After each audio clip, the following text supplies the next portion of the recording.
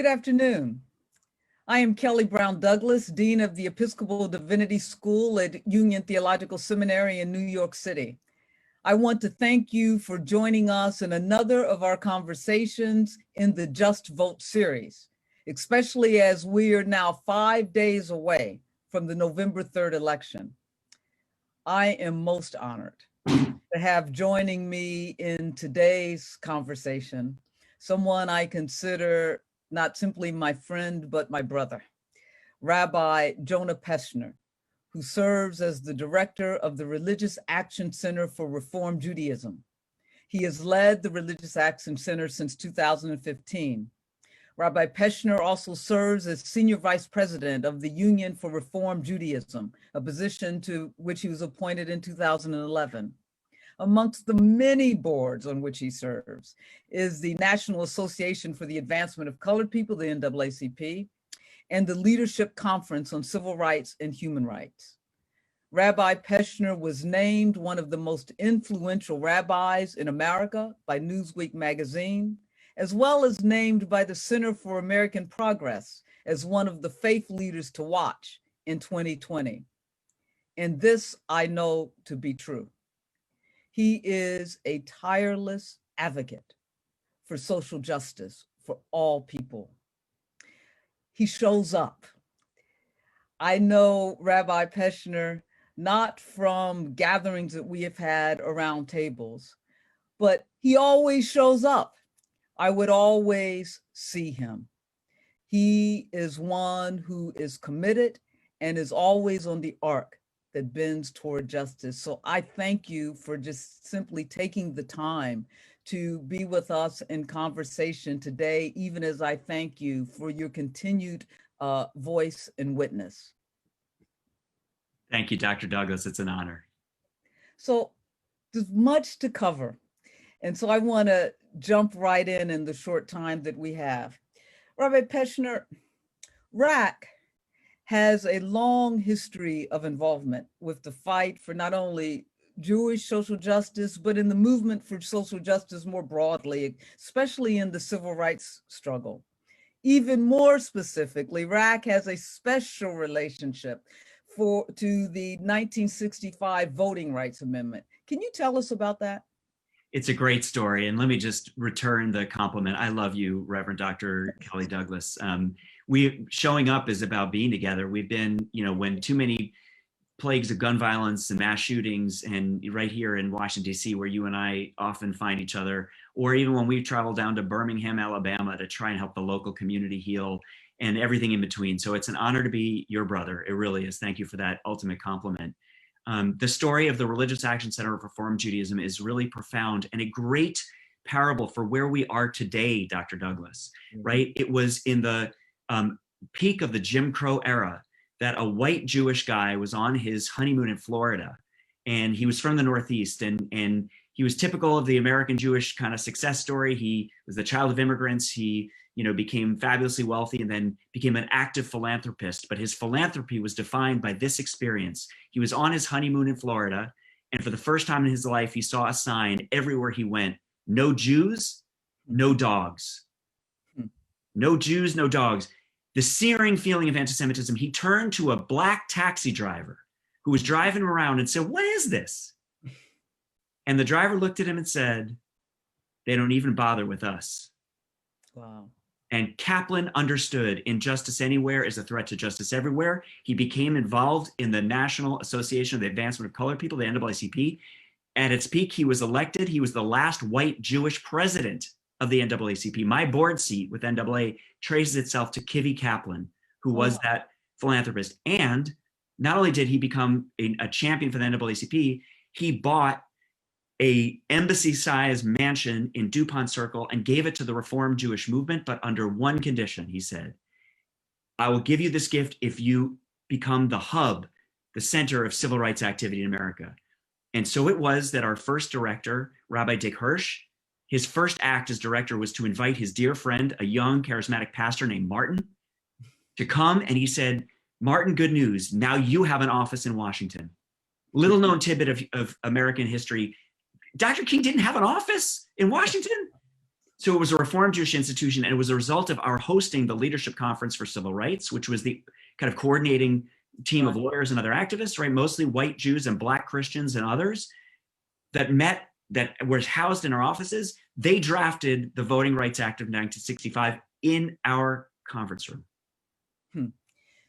That story is a powerful story, and what it reminds me of and should remind us all of, first of all, is that when we're talking about this thing of social injustice, when we're talking about this thing that is white supremacy, when we're talking about this thing that is bigotry, right? We are talking about these realities of oppression, of inequality, of subjugation that impact all of us. And most especially, we're talking about, when we talk about anti-Semitism, we're talking about the white racism. We're talking about the same kind of evil forces that have plagued Black America and other persons of color. And so one of the things that you have been so instrumental, as well as RAC, but you have been so instrumental in bringing forward is the importance of coalitions, the importance of understanding the intersecting realities, the importance of understanding our joint humanity, not only as we are similarly oppressed, but our joint hopes and vision for freedom. And so as we talk about this in this time that we find ourselves in and going to the polls, I think about the ways in which the tactics that have been engaged in suppressing the vote. And we know that from the moment that the VRA was passed, indeed the moment the 14th and 15th Amendments were passed, there have always been this counter movement to suppress the Black vote, as well as the votes and rights of other vulnerable communities. And that these tactics, of course, have taken even more sort of insidious forms since the 2013 gutting of that. So I want to ask you, what voter suppression tactics are you most concerned about? What concerns you as we go to the polls on Tuesday? And I know that RAC has been most engaged in this struggle against voter suppression. So in a word, can you speak to that? Yeah, thank you for this. And it's so important because at the end of the day, everybody watching this Facebook Live can make a difference. We can all protect democracy. We can all step up to make sure that every voice is heard and that every vote is counted, and that every vote may not be counted on Tuesday. There may be votes that can't counted in the weeks after, but the legacy of American democracy. And I will invoke the name of Congressman John Lewis, who got his head bashed in on the Edmund Pettus Bridge, and C.T. Vivian, who fought for the right to vote, and over my shoulder, Ruth Bader Ginsburg, who fought for the right to vote. And I will invoke the names of Goodman, Cheney, and Schwerner, two white Jewish boys and a young Black Christian man who gave their lives for the right to vote. Our legacy is to make sure that every voice is heard when every vote is counted. So everybody on this call can make a difference. You alluded to Shelby v. Holder in 2013 that eviscerated this Voting Rights Act, right? The critical piece of it, which was pre-clearance, which was that states where there was a history of voter suppression, they couldn't change their voting rules without pre-clearance from the Department of Justice. Well, what did we see starting in 2013? State after state after state rolled back voting rights and started oppressing the vote. By the way, because we're talking about Ruth Bader Ginsburg, I must just lift up her dissent. We're still in a period of mourning over Ruth Bader Ginsburg. You gotta let me do this. Her dissent in Shelby v. Holder, critiquing the majority, Justice Roberts writing for the majority, basically said, well, things are better now. Dr. Douglas, things are better now? Ask George Floyd and Breonna Taylor how much things are better now, right? Ask the millions of people of color and low-income voters whose votes may not count if things are better now.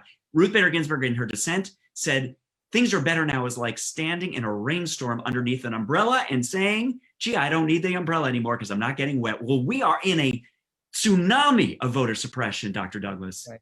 And what are we seeing? The closing of polling places, largely in communities of color or low-income communities, the assault on vote by mail, the reduction of services in the Postal Service, and here we are in a pandemic where Black and brown people, people with disabilities, and elderly people are afraid to actually go to places that may threaten their lives and should have every opportunity to vote, whether it's vote by mail, early voting, et cetera. So there are the threats to voter suppression, the best one was in North Carolina, which was yes. so brutal. The federal court called it racist with surgical precision, like targeting by zip code where Black and brown folk live and suppressing those votes. So we can help, we can make a difference, right? We can all be part of Lawyers and Collars, which is a partnership with Sojourners and the African American Clergy Network and the Lawyers Committee for Civil Rights to either do poll watching, or if you're not, don't feel safe to be at the polls, to work the hotlines to make sure that as people are having their votes expressed, they have a place to go or a place to call. And all for all the clergy watching, God help us, to do de-escalation training. Yes. Because those same tiki torch bearing white supremacists saying Jews will not replace us, or the folks who are showing up with their AR whatever rifles, right. We need clergy to put on their robes and go out and sing songs and pray prayers and keep the tensions low and democracy on full alert. What you remind us of, and I spoke yesterday with Reverend Tracy Blackman, who I know you know, is the importance, and we started out this conversation with the importance of showing up and the importance of religious leaders showing up and just being present at the polls, because we know in a place like Michigan, they've overthrew the ban that would keep people from open carrying at the polls, being there with guns. And so any way in which we can safely be a presence there. And so thank you for reminding us of that, because, you know, voter suppression will continue, and a part of that is voter intimidation. But I must say, Rabbi Pesner, one of the most moving things for me, I early voted on Monday, and I know you've early voted. And when I early voted here in Maryland, I'm here right outside of DC, the lines were very long. But the thing that moved me most was seeing very elderly Black people standing in that line. It was drizzling and cold. And standing in that line, there was a gentleman there on 2 canes. There was a woman there in a wheelchair. There was another very elderly woman there on a walker. And, you know, I looked at them and said, they are there, risking their lives because they in fact know that their lives are at stake, right, in this election, and that the way to fight voter suppression is to get out there any way you can and to vote.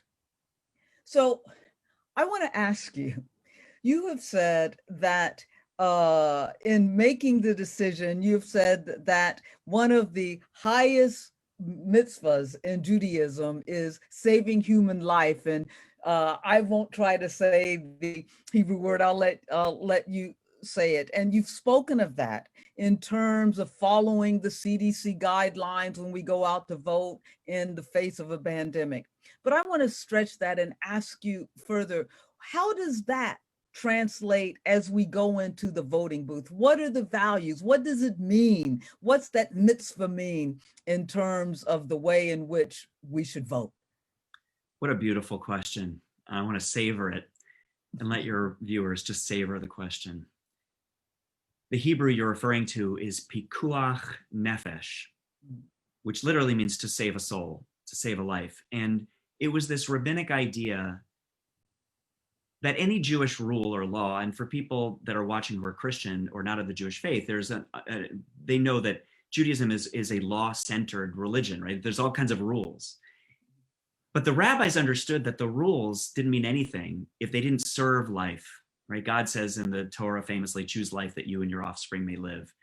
At the end of the day, existence, living, breathing is why we're on this earth, and to make something of those moments we're given. So just to follow the rules at the expense of the life. So what does that actually look like? First of all, I would invoke the name again of George Floyd, who died calling out for his mother, who gave him life, and asking for his breath, the source of his life. And for that officer of the law, who is accountable to us and to George Floyd, to have stolen his life, to have been like the modern Pharaoh, to steal his breath and his life, is the opposite of pikuach nefesh, where our job is to preserve and protect the nefesh, the life, the breath, the soul. So that means, practically speaking, during an election when there's a pandemic and that pandemic is disproportionately brutalizing vulnerable communities, it means running an election that promotes life and doesn't threaten it. And so therefore, if we have to wait for a month to know the actual outcome of every race in every town and every county, and even the presidential election, because we wanted to preserve life and let people mail in ballots, so be it. But you asked the deeper question, which is, how does Pikuach Nefesh inform the way I vote?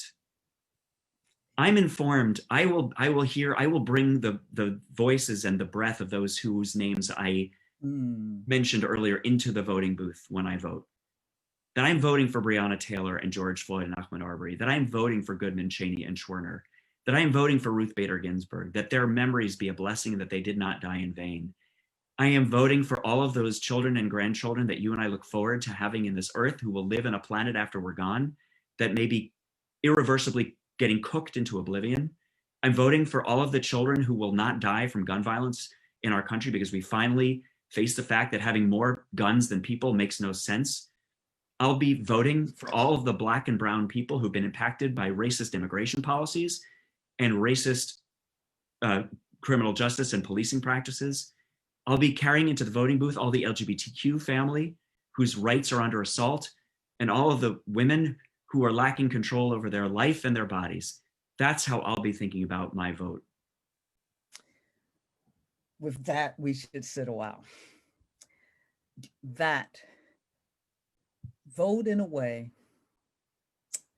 that not only honors the breath, the sacred breath of others, but does nothing to take that breath away. What a guideline.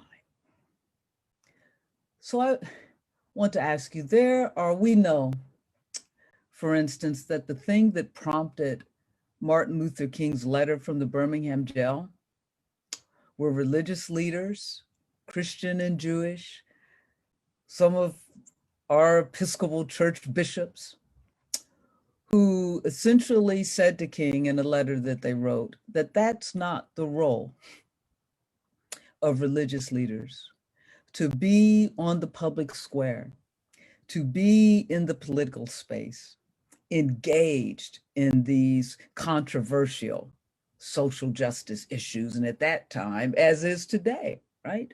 Racial justice and freedom for people blessed with Ebony grace is a controversial issue. Can you imagine?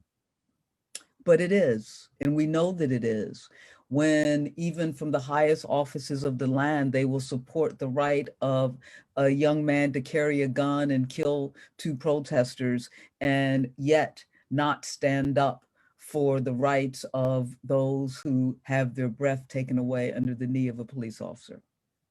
So racial justice and justice for Black life is still a controversial issue. What do you say to those faith leaders, those religious leaders, because that legacy still lives on, who would say to you, Rabbi Pesner, you were violating your role as a religious leader?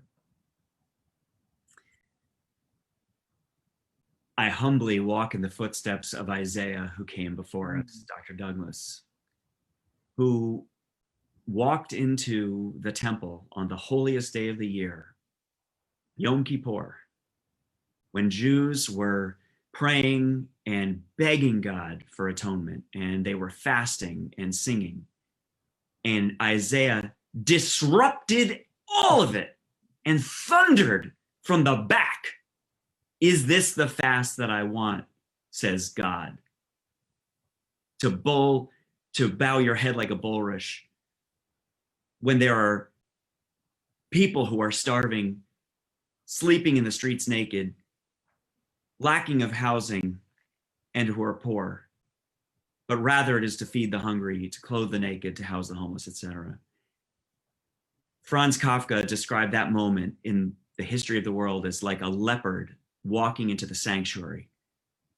And then, of course, the rabbis took that quote from Isaiah and made it into liturgy, and now nobody pays attention anymore. So I think it's on us, Dr. Douglas, every year, every month, every week, and every day to rise up and be Isaiah and disrupt. Remember, the critique was not only of the regime in Isaiah, it was the priestly cult that had become corrupt. It was those figures religious who pretended to have a monopoly on the spirit and on what God was asking and had become utterly corrupt. And so I say to my clergy partners who don't show up, who don't want to mix politics and religion, I go back to my childhood. I heard every week the prophetic message of my rabbi, and then went to a public school in the Bronx and saw the utter and radical inequality and suffering.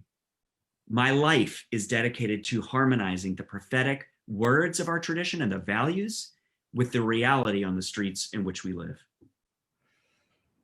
Yeah, again, so powerfully said. I like to say to my Christian colleagues that, Jesus wasn't crucified because he prayed too much. Amen. Maybe because he prayed, he was able to carry the cross, but that's not why he was crucified. So thank you for that. So we're coming to the end of time, so I've got a couple more questions that I want to ask you. Maybe I'll sneak in three quick questions. One is, November 3rd is a few days away. Each day seems like a year. But November 3rd is only the beginning of the work that we have to do. Our vote is the first step to the work that we will have to do to begin to lead our nation, lead us as a people back toward its better selves, back toward its best ideals and vision of what we can be and who we can become. So what is your message to religious leaders and people after November 3rd? How would you like to see them engaged? I want to go back to what I was saying to people in the weeks and months after the election of 2016, because I would say things like 2.1 million Americans are incarcerated at any one given time, more than any other country in the world. Dr. Douglas, think about that for a moment, not just per capita, raw numbers, and that 1 in 3 Black men in America go to jail. That's right. Well, I, as a white guy, have a 1 in 17 shot of going to jail. Latinos, 1 in 5. That 1 in 4 women report being sexually assaulted on campus. That the Voting Rights Act had been eviscerated years before. That was all before 2016. That's right. Ask Michael Brown, Freddie Gray, Tamir Rice, Sandra Bland. They were before the election of 2016. We had work to do then, and this 4 years has revealed a depth. And frankly, George Floyd gave his life so that people who had never understood or talked about white privilege, racism, and the brutal inequality in our systems are now paying attention and open and willing to do. So the question I have for, at least for my people, Dr. Douglas, because I can only preach to my own choir, right? What will we do? Right? We have organized in the Reformed Jewish Movement 500,000 votes for this election so that we could build political power and hold elected officials on both sides of the aisle, because we are nonpartisan, we are a religious community, 501c3, but to hold them accountable. What policies will we enact? Because it isn't just about rhetoric that is racist, it is about policies that systematize racism, injustice, and inequality. Poverty is a policy. What are the policies that we will pass? And we will advocate, whether it's the George Floyd policing bill, whether it's the Voting Rights Restoration Act, whether it's a whole litany of legislation that is national in Congress, but state by state, community by community, to hold our country accountable to our enduring values as Americans. Yeah, and to hold ourselves accountable, right? To hold ourselves accountable to the claims of our various traditions of faith. Because I often say, as you have just pointed out, that these things have happened on our watch, right? We are at this point that at these converging pandemics, revealing the ongoing pandemic that has been racial injustice in this country, that has happened on our watch. And so what will we continue to allow happen or not happen on our watch? So I think that's a powerful message. This all didn't begin with the 2016 election. So shift gears a little bit. Voting. Can you share with us your most memorable voting experience?